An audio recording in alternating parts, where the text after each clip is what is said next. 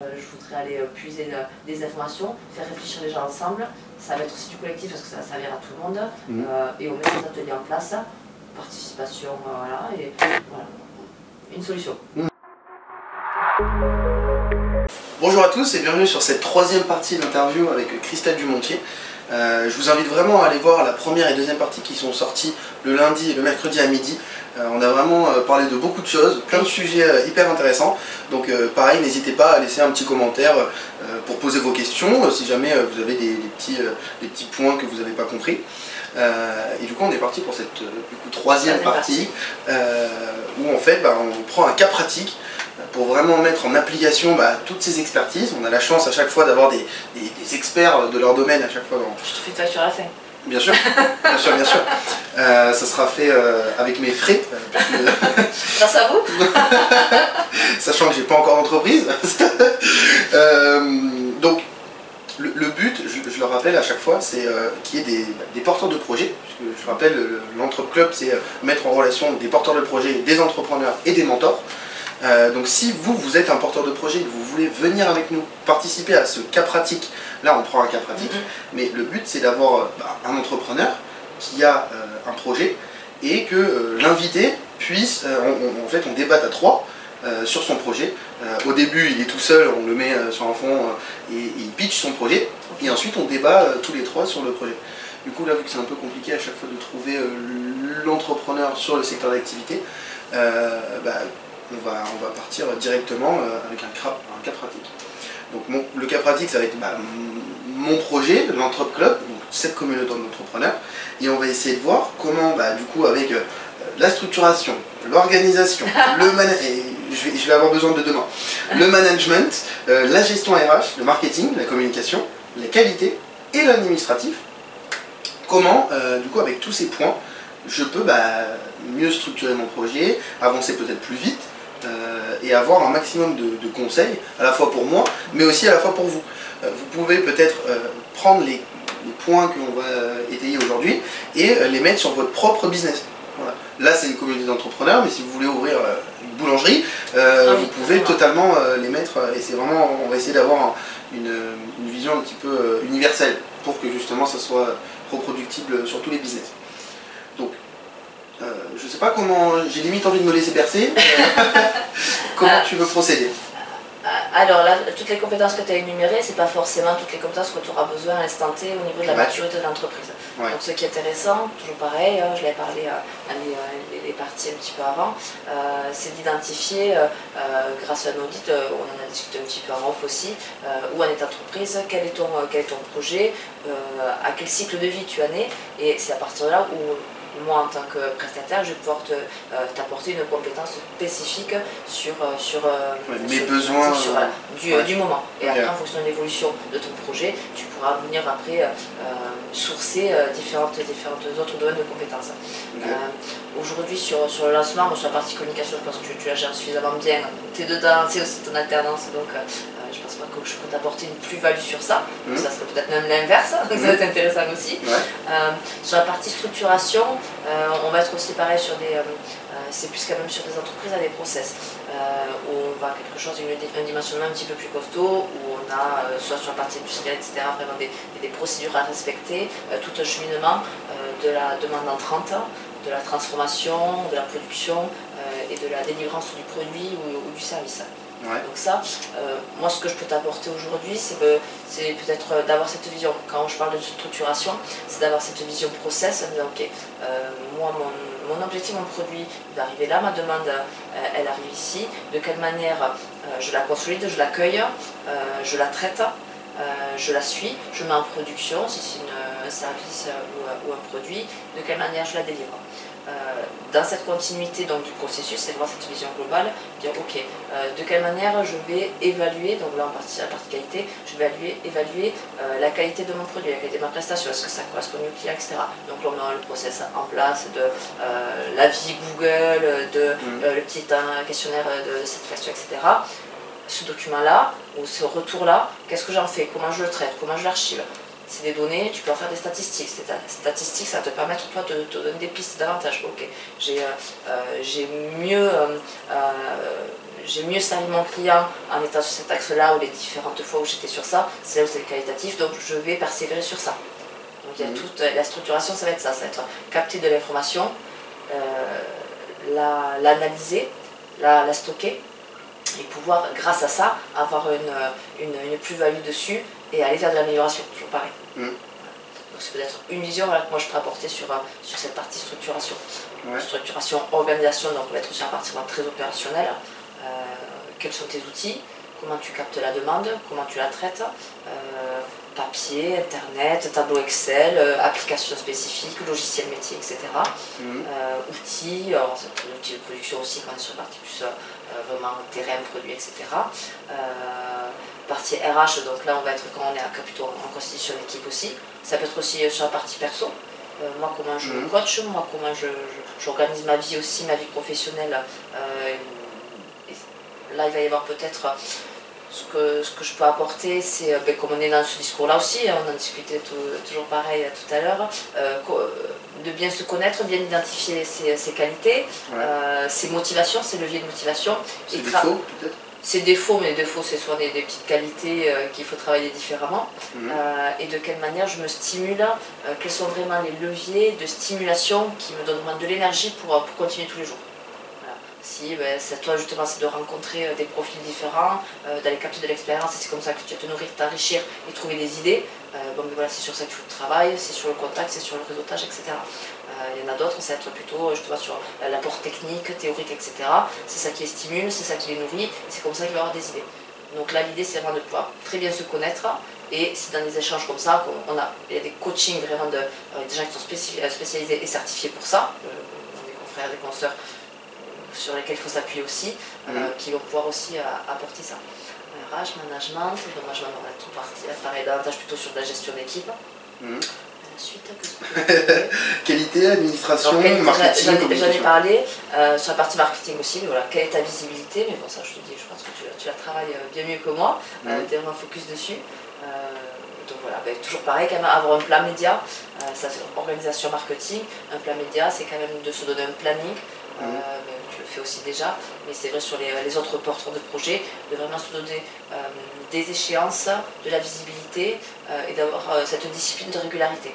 Donc le plan média, on se fait un tableau, on se fait une frise chronologique, on se fait des outils aussi qui permettent de faire ça, il m'a échappé le nom, mais de vraiment poser son plan de route. Voilà. On a un trajet à faire, on va faire une rando, on ne part pas comme ça, on a défini le point d'arrivée, on sait par quel tracé il faut, on sait à un moment donné si c'est un petit peu difficile, il faut s'équiper, il faut s'entraîner avant, etc. J'irais même rajouter un petit truc, c'est la stratégie de communication, donc c'est le plan complet, et surtout la ligne éditoriale.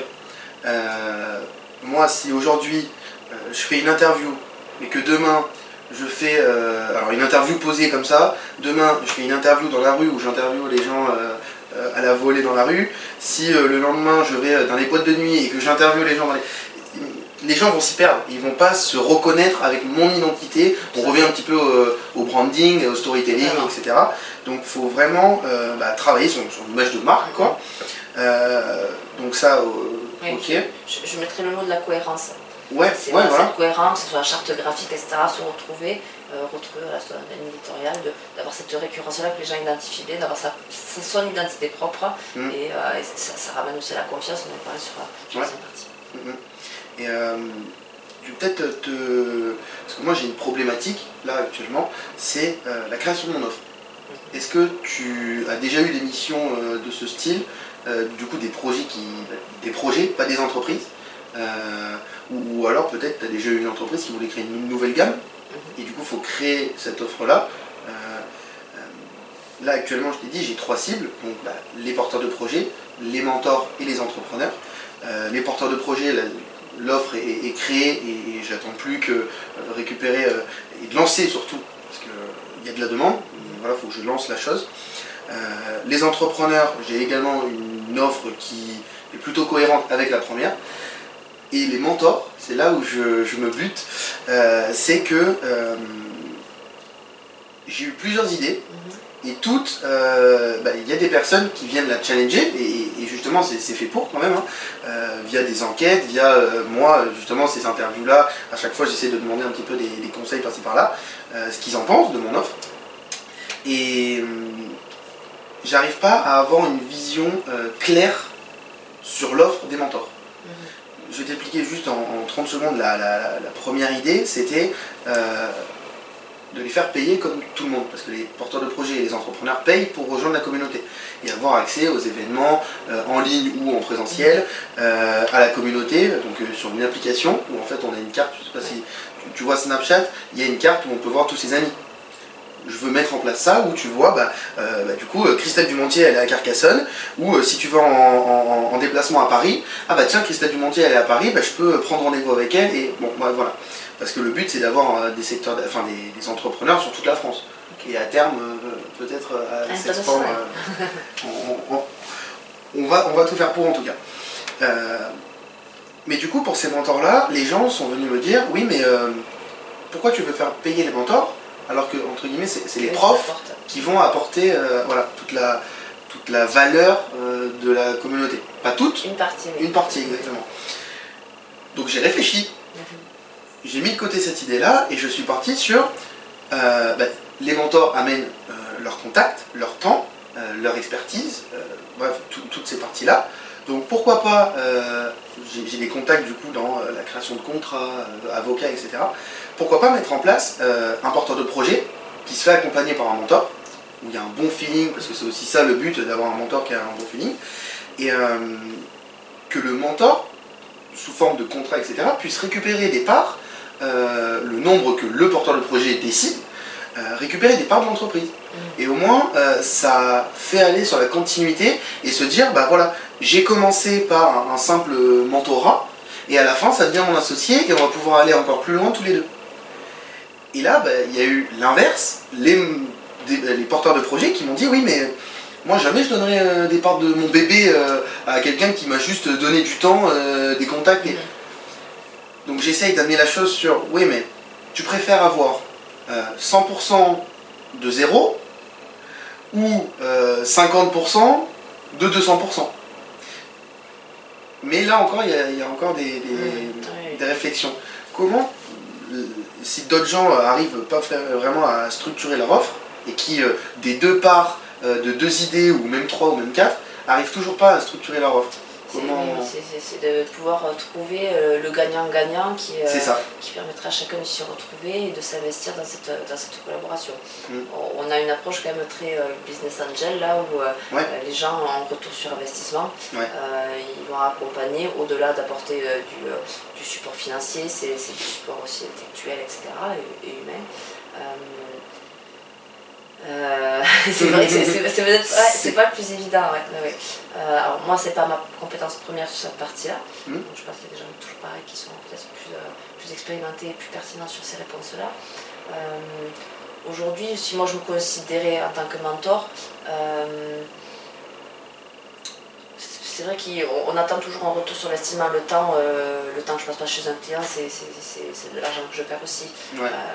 Donc il faudrait qu'il soit vraiment gagné sur la visibilité, soit qu'il y ait un partenariat, un jeu de partenaire où vraiment il y a un retour sur l'investissement. Si c'est pas départ, c'est vrai que quand même commencer à lâcher un bout de son bébé, je comprends aussi qu'il y ait des réticences sur ça.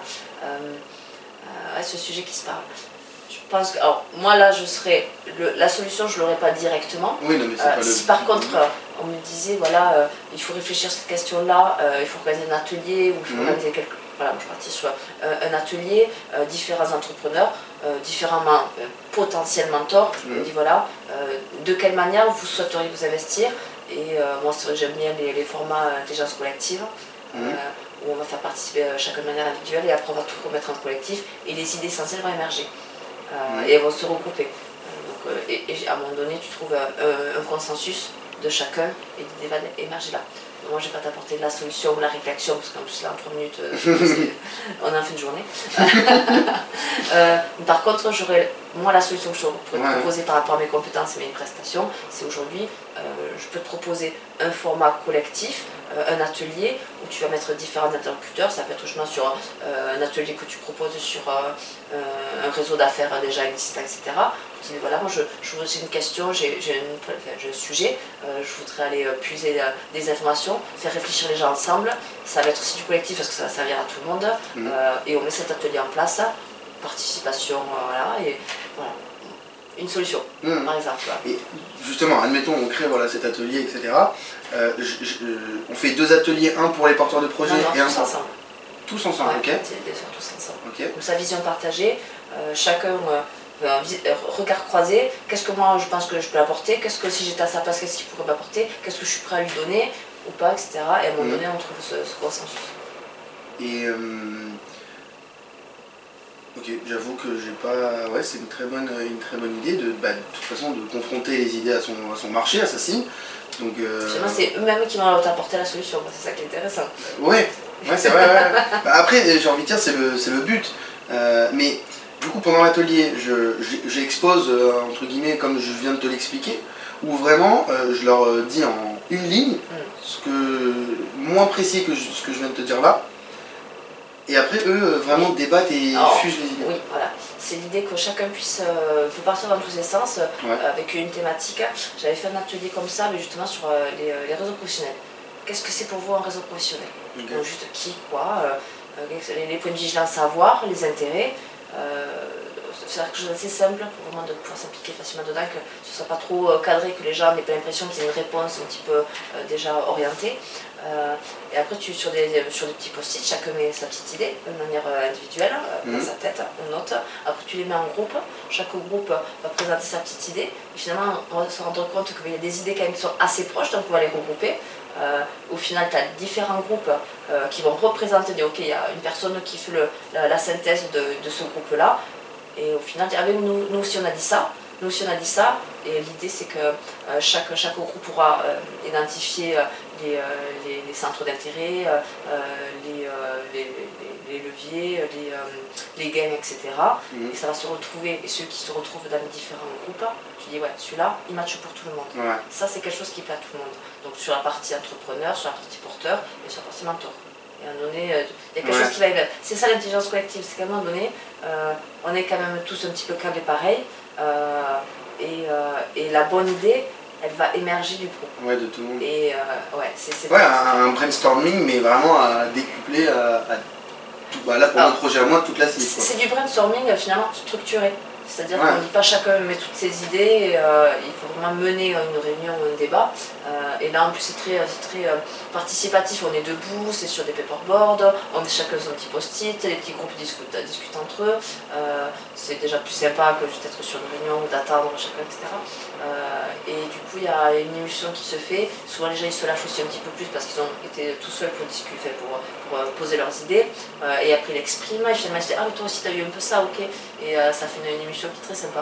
Donc, je trouve que c'est des ateliers qui sont un petit peu à la mode en ce moment. On appelle ça l'intelligence collective. On en faisait ça tout à l'heure sous un autre nom. Mais je pense que tu peux aller capter ta réponse comme ça.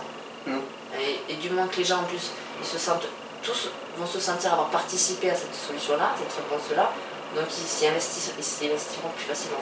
Donc je parle ça pour ton projet à toi. En entreprise, quand il y a une problématique, pour pas que ce soit que descendant, c'est le manager qui a cru, qui dit oui, qui a sans doute une bonne analyse, mais qui est peut-être avec une vision un petit peu moins large que chacun, parce que tout le monde ne voit pas toutes les contraintes de chacun. Là en collectif, chacun va porter un petit bout de la solution, et la solution donc, qui fait consensus, tout le monde s'y retrouve dedans. Moi j'ai participé, et du coup dit ok, on met cette solution en place, là tout le monde a envie d'y mettre parce que c'était du collectif, donc il y a moins de réticence, etc. Est-ce que tout le monde va être d'accord à la fin? Ça dépend des sujets, des problématiques, mais le format permet quand même de mettre cette solidarité en place. Puis ils ont fait partie d'un groupe. On est dans un groupe, il y a aussi l'approche sociale, humaine, ou du moment qu'on est dans le groupe, on ne veut pas être dans le projet, donc on adhère quand même un petit peu à l'idée. Au final, le petit groupe dans le grand groupe, ça reste le groupe gagnant. Et admettons, demain, ce soir, je vais commencer à travailler sur cette piste. Voilà, sur cette piste. Demain, je veux mettre en place justement ce type d'atelier. Comment concrètement je fais étape par étape pour... Mais tu identifies qui, quoi, où, comment. Ouais. Et bon, là, ouais, mais moi c'est voilà, mon support un peu de prédilection. Après, si je travaille comme ça en entreprise parce que la structure c'est l'entreprise, oui, ouais. Mais si je veux avoir affaire à des personnes de champ beaucoup plus large, les réseaux d'entrepreneurs, proposer, ouais, tu fais un apéro là, bientôt il fait encore bon là. Ouais. Je demande à Fabien, bon, on peut se mettre sur les loges. Ouais. Apéro participatif avec un petit atelier, chacun apporte son idée, ou auberge espagnole avec une petite soirée derrière. Le premier événement. Voilà, mais pourquoi pas, carrément. Ok. Ou est-ce qu'on peut aussi le faire peut-être sur une forme de groupe WhatsApp par exemple, ou peu importe, LinkedIn. Est-ce que la distance ça peut aussi avoir autant d'impact? Ma génération, je suis quand même plus dans le contact direct que dans les virtuels. Après, bon, je pense qu'on perd quand même, quand on fait des visios, etc., on perd un langage non verbal, etc. Donc il y a une énergie qui est pas la même. Ouais. Après, ça peut être aussi comme de la boîte à idées. Je dis ce format-là parce que c'est celui que j'ai fait dernièrement. Tu fais de la boîte à idées et organiser différemment. Chacun poste sa petite idée et finalement, il y a quelqu'un, l'animateur central qui borde un petit peu et qui fait matcher les idées en place. Je pense qu'il peut même y avoir des applications, brainstorming, etc., style mind mapping, etc., où on rejoint des idées. On se dit, ah oui, finalement, ces idées-là, chacun les a mis un petit peu. Ça revient sur la partie porteur. Les mentors ont pu s'exprimer ça, les entrepreneurs, et échanger, dire, ok, si vous étiez un mentor, qu'est-ce que vous feriez? Chacun poste une idée et on voit comment ça recoupe. Et les mêmes idées, voilà, ça peut être aussi très stat, très donné. J'espère que vous prenez des notes. Merci beaucoup. Merci à toi, Hugo. Cette troisième partie aura été courte, je pense, je ne vois pas l'heure, mais riche en conseils, je pense. Voilà, j'espère que vous aurez pris des notes, que ça aura pu vous aider à réfléchir peut-être à mettre ces conseils en application sur votre projet, parce que c'est clairement le but. Donc voilà, merci beaucoup, et j'espère que tu auras passé également un bon moment, que tu auras pu partager ce que tu voulais partager. Oui, l'envie d'entreprendre et l'énergie qui va avec. On l'a ressenti. Merci. Franchement, c'est parfait. Donc j'espère que du coup vous pourrez vous abonner, commenter peut-être des questions, j'y répondrai, vraiment je mets un point d'honneur là-dessus. Je reste disponible aussi si tu as des questions. Voilà, je t'enverrai des petits screens de questions. Et puis voilà, je vous souhaite une très bonne soirée si vous êtes en soirée, une très bonne journée si vous êtes en journée, et du coup à la semaine prochaine pour de prochaines interviews d'entrepreneurs. Très joli t-shirt.